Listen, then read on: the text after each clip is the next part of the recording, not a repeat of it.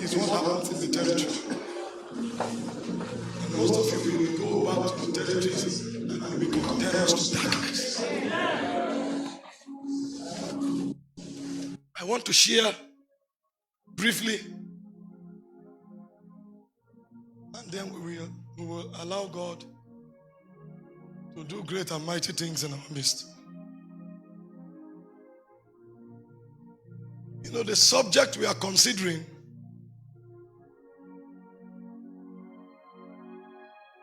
it's very heavy. When God chooses a people, it's a scary thing.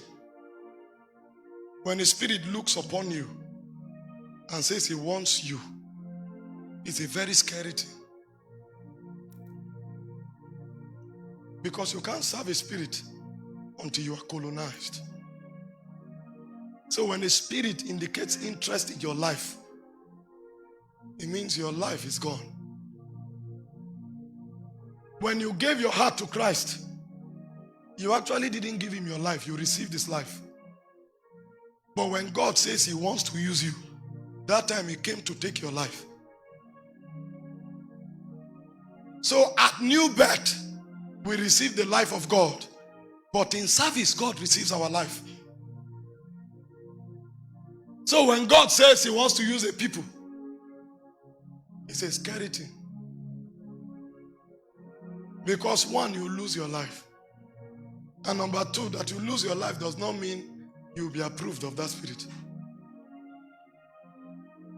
Because you may give up your life, and while you're on the way, other things will come in.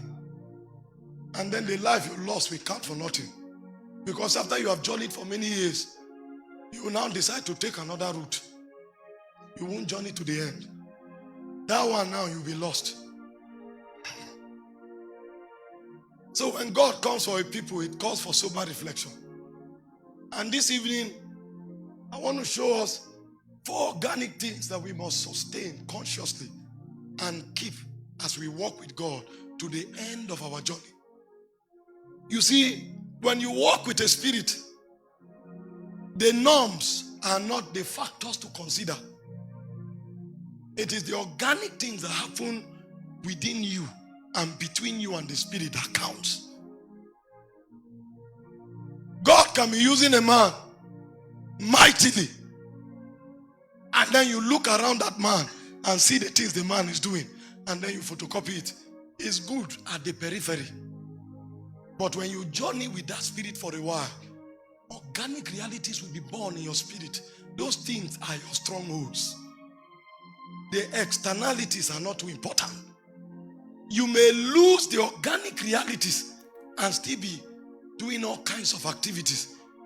The spirit doesn't know you anymore. Because what binds you and that spirit is the organic cord, the lively cords between you and the spirit. Because that's where you find your peculiarity. And that's where you find your place in the operations of that spirit. The physical things are generic. But when you want to do kingdom business, there must be something that ties you with the spirit you are working with. That thing is what gives you a place. When you lose it, the essence of what you are doing is already gone. And you may do the activities until you leave this world. But you will discover you didn't work with that spirit because he won't know you. And I will pick 4 of them this evening just to help us to understand better. You know, sometimes as a traveling minister, I move around for a long time and then I stop sensing God. I still come for the meeting. I know what to do to jack the atmosphere.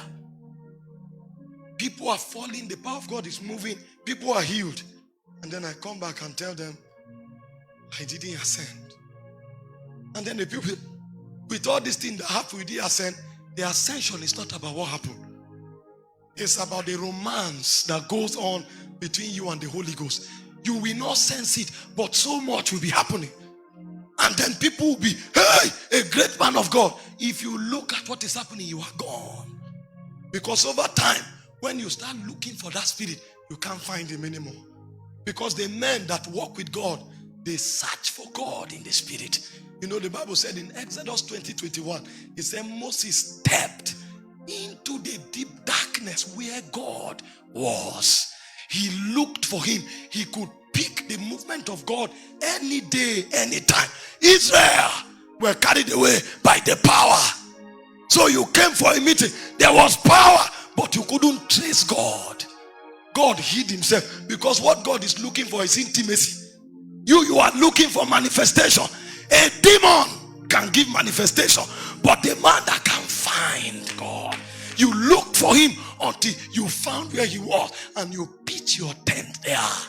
And sometimes you forget the meeting.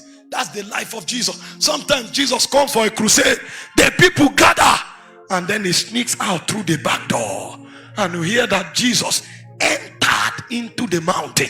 They don't enter mountains, they climb mountain. But what he's telling you, he's not ascending a physical mountain. He's entering into the belly of God to find the intimacy that he had with him before the foundation of the world. Because his activity on earth will count for nothing until he holds that intimacy. That was his watchword while he walked there. Even when he was on the cross, the Bible never recorded that he cried when they nailed him. When the nails pierced him, he never cried. The Bible didn't record. When they plunged him, they didn't record. But the moment sin came upon him and God turned, he said, Eloi, Eloi, lama sabachthani. My God, my God. For the first time, he couldn't find the Father. Why the nails were going on, it wasn't a problem. Why they were beating him, it wasn't a problem, because he was with the Father. But the moment the Father turned, Eloi, Eloi, I can't find the Father. For the first time, Jesus was searching in the spirit, and he couldn't see the Father. Where art thou? You know, men don't know the value of intimacy. Meanwhile, God stepped into the garden. Adam was still functioning as a God. He ruled over the garden. And when God showed up, he said, Adam, Adam, where art thou? You are still naming animals. Meanwhile, you are falling from your throne. I can't see you in my radar. You are lost from my radar, but you are doing activity in the garden. Where art thou? They are organic reality. And you are not numbered until you carry those things. Because when God numbers men, it is your connection with God that is your number. It's not the number of people in the auditorium. It's not moved by those who gather. It's moved by those who are connected vitally to him. So sometimes when prayer is going on, that's when some people find their God, and then they follow it until they touch God. They have had their own service. Their service has finished. They have touched God. The other worship, we thank God, we are worshiping, but we have touched God. They have appeared in Zion. Meanwhile, the other is when worship is going on. That's where they find their God, and they journey into Zion, and they touch him. Let me not preach from body. Let's read the Bible, a book. If you know the number of people that don't know when last they touch God, you cry. Meanwhile, we gather in thousands. We are saying, revival, revival. We are the one God is using. Who? Sorry. Let me read the Bible. Genesis chapter 1 verse 1. You know,